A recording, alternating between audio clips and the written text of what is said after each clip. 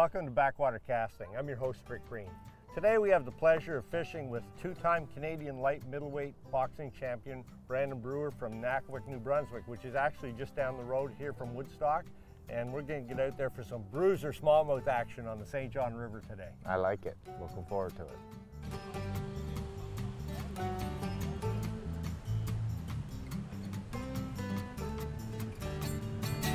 There's a weed line on the outside of that corner, so we're going to get over. You can throw in towards it now if you want to. And we're just going to toss them up there and see what happens. Not big. He's not a monster.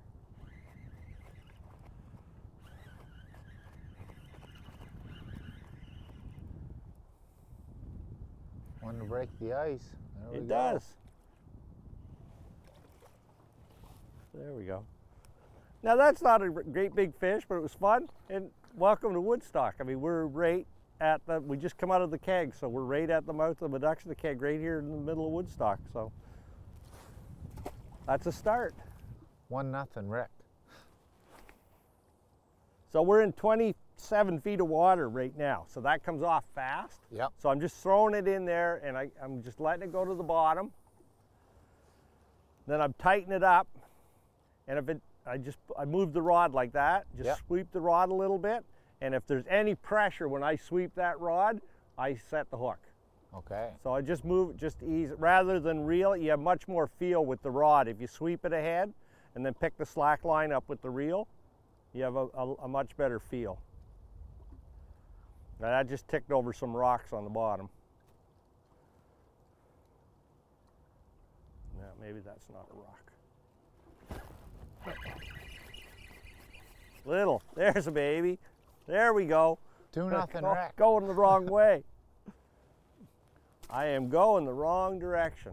Oh, there you got one. There you go. You said it was your chance. Yeah, pretty similar. Not too bad. Oh, gosh, if I had one hit that jerk bait. That's a good start. She's tiny. We're finding our groove now. Yeah, and remember, let it go down. It's very deep there, and just let her drop. And then just very gently take the rod sideways. It's always worth making a few casts coming across. Oh, he's bigger than I thought. I figured he'd be a little wee 8 or 9 incher, but not bad at all. Oh, just a little guy. We're looking for his grandma. In the fishing world, the female fish are the big fish. The female fish are? Yeah, they're the big ones, yeah. There he goes. Oh. Got one? There, we got a double, daily double. Oh, it's a decent fish too. So who's got the bigger one? If you go to lift it, make sure you got about 5 feet of line off of the end of that rod.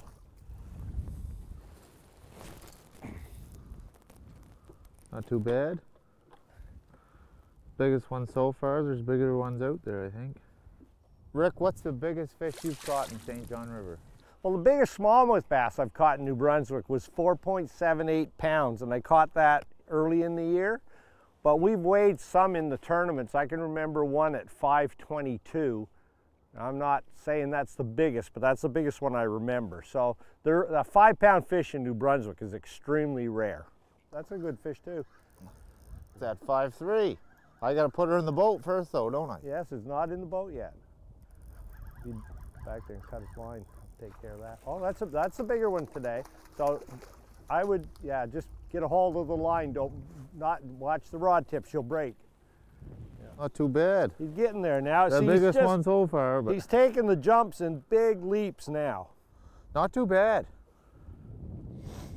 Nice. Good. So we're getting up there. We'll take her. We'll take her. The size just keeps jumping up. I got to take a picture of that one. We're getting rolling now. Yeah. We're after bigger. Yeah. That's not big enough yet. What type of species are we going to be catching up here, do you think? Well, Brandon, on this end of the river, we're above the Backwater Dam. So the primary species that you would have up here would be, for game fish, would be smallmouth bass.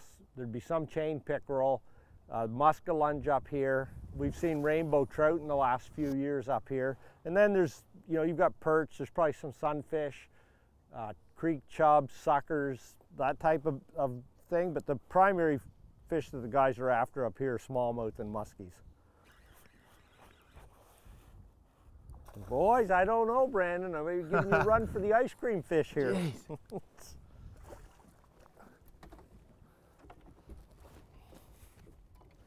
That might take it. No, I think yours was still bigger. Yeah, no, nice healthy smallmouth, but yeah, yours was still bigger. Yeah. That's another solid fish. So anyway, the lesson there is exactly what we do in tournaments. Different baits, and obviously I fished through that with the jerk bait, and you went right behind me with the tube and you caught it. And that's why most of the time in tournaments we're fishing different, my partner and I would fish different baits. That might be a new ice cream fish right there. You think so? Not sure. Boys, I tell you. Be close. Might have to start getting the measuring tape out here. Not too bad. They keep getting bigger. Yeah, no, that was good. I think that's a new ice cream fish. So Rick, what's the story on the ice cream? So we're teasing you a little bit about the ice cream fish. And what that is, just over the years with my partner Philip and I, the guy who gets the biggest fish of the day, the other guy has to buy him an ice cream. And right now, I got to buy you an ice cream, so I got to take care of that. Just a long cast. Yeah, I hope he didn't swallow that. I didn't know he was there. Brandon's still got the ice cream fish. I'm working on it. No, he ate it. He ate it. So I would be throwing that away. I'm due. You are due. Ooh, you just put the brakes on. Yes, sir. Yeah, that just got more interesting. I thought I had me a big one. Come on. There he is. Nice hook set right in the corner of the mouth. So it should just pop right out. Come here. Got to get in there quite a ways. There. Yeah. Chunky little guy. But he was there for you.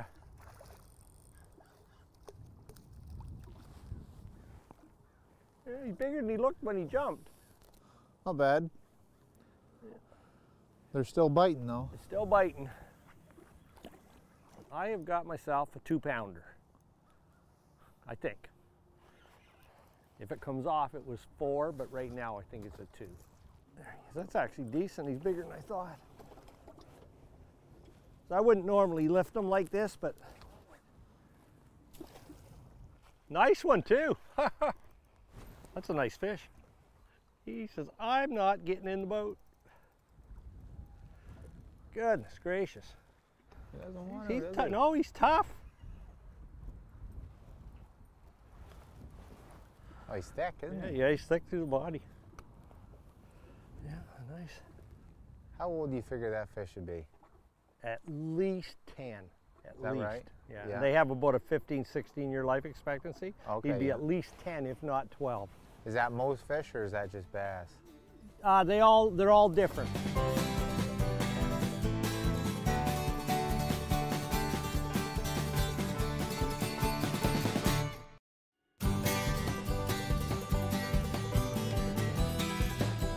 Welcome back to Backwater Casting. In this section of the show, Brandon and I are into some real hard-hitting smallmouth bass, but in between bites we're going to chat with him a little bit about his boxing career and what his future plans might be.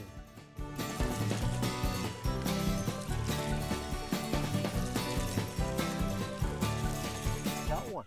I thought he was bigger.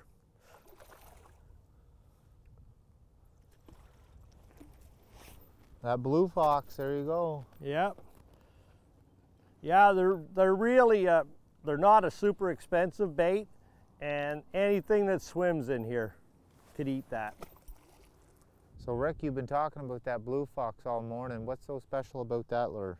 Well, with this one, what I've done is, for some reason, I had to replace the hook. I don't know at this point whether it was damaged or not. So I put a split ring on there, and I put an Excalibur rotating treble hook on there. So if that was right from the factory, that split ring wouldn't be there and the hook would be joined directly here. But for whatever reason, I had to change that out.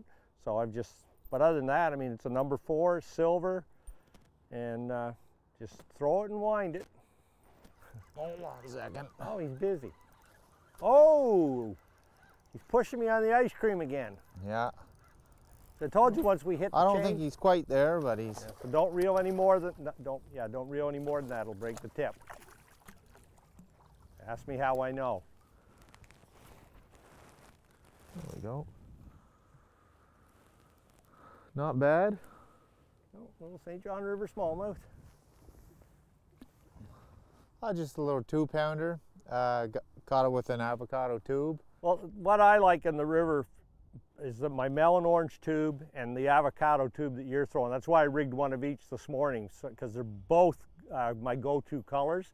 And anywhere I find that there's grass, the avocado tube seems to really work well, and it must have some resemblance to a fish in the water, the way the color would change a little bit with the light refraction in the water. But those are my two favorite colors on the river. Yeah, Rick, what's so special about this location compared to when we first stopped? The big difference, Brandon, between here and where I first stopped the boat is we've got a mixed bottom here. We've got some gravel and sand, and down there it seemed to be mostly mud. And also, this has got more of a flat on it. We were sitting in 20 feet of water down there, the same distance we are off the shore here, and we're only sitting, well, she's pivoting out, but we were in 14 feet just as I swung the boat over. So there's more of a feeding shelf here too, I think. And it just seems to fish better. Oh. Yeah, he's too you calling small. Don't reel any more than that. That's the limit.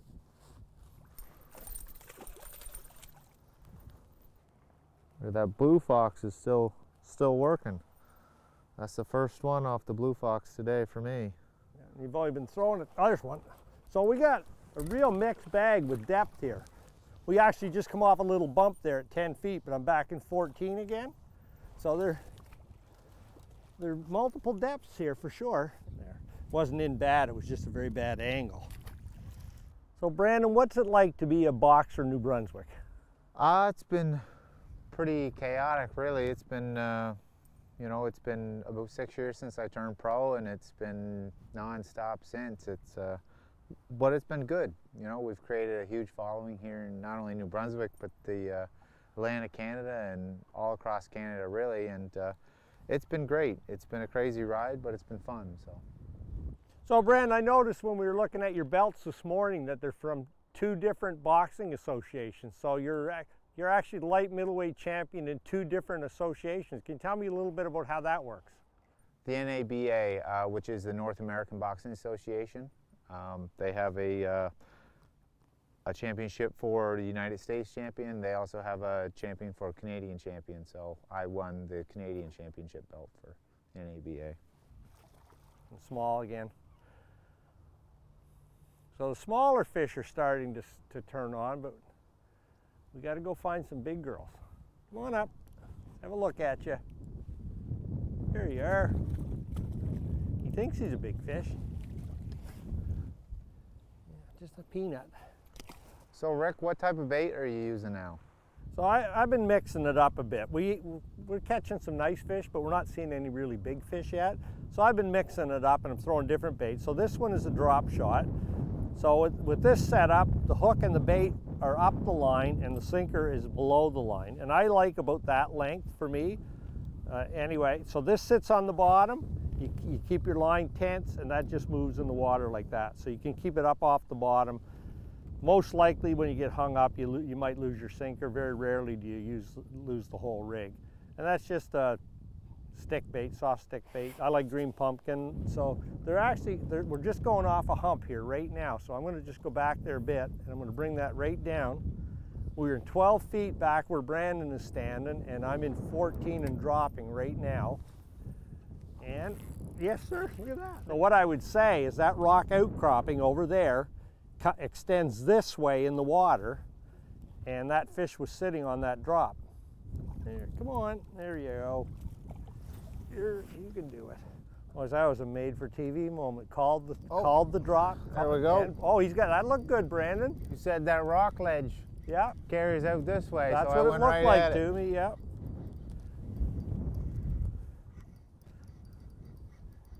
That actually looked like it had some size to it.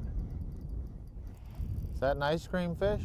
I don't know, I haven't seen it yet. Well, if it comes off, it's not, because I don't think that's any bigger than your other one.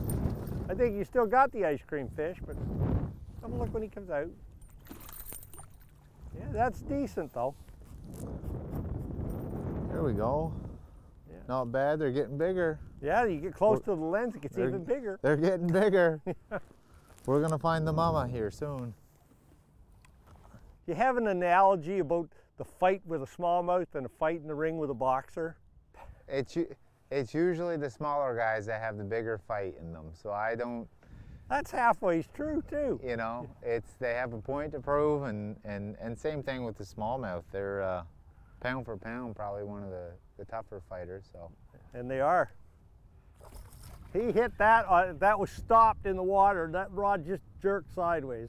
That's my better fish for today. I think I'm getting closer to the ice cream. I think you still got me, but I'm getting closer. Boys, I don't know. He's hooked. Well, what happens with the jerkbait? They tend to hit the head, and then the bait slaps around, and quite often we'll stick another couple of points in them. Got one? There we go. There we go. We're on them now. Nothing crazy, but we are on them now. No, not that short. Oh. Those tips will snap right off those rods. So Brandon, I understand you've got a little bit of a change coming along. So talk to me a little bit about that transition that you're making. Yeah, there about a year and a half ago, I seen the opportunity to start my own promotion company and kind of, you know, promote the boxing the way that I kind of envisioned it. I've learned a lot over the years of promoters fighting on different cards, and I think it was kind of my time to seize the opportunity and be able to start a business from it. So it's a big step outside of the ring. What are your challenges that you're running into trying to develop this promotional business? Yeah, I think that when I'm boxing as an athlete, I always believed, you know, you had to be the hardest working guy in order to get different results from everybody, and I kind of took that over into the promoting side of things. I'm a perfectionist inside the ring, so I wanted things to be perfect outside the ring. So it kind of goes hand in hand with each other. So I understand that you've got a card coming up. Can you talk to us a little bit about that? Yeah, actually coming up on October 21st at the Aiken Center, we have the first ever MMA event, which is mixed martial arts, to ever be held at the Aiken Center. So I'm looking forward to it. There's a lot of local athletes on the event, so it's going to be exciting for the local people. Oh, I got a nice one. I keep saying I got a nice one, but they all look big when they jump, but this one actually looked bigger.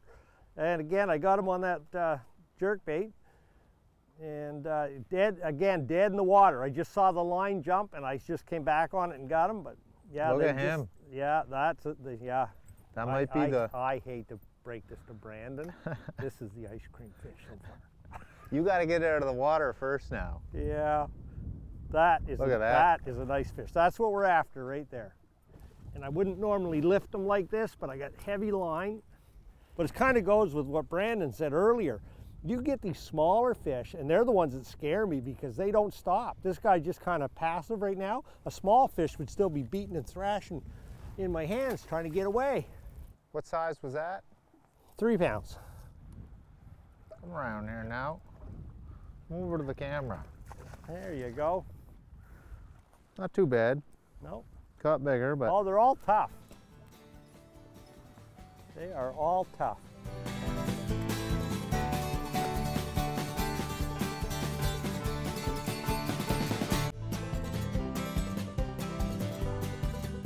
Welcome back to Backwater Casting. Well, Brandon and I have taken a run down the river. We're now fishing below Woodstock a little bit.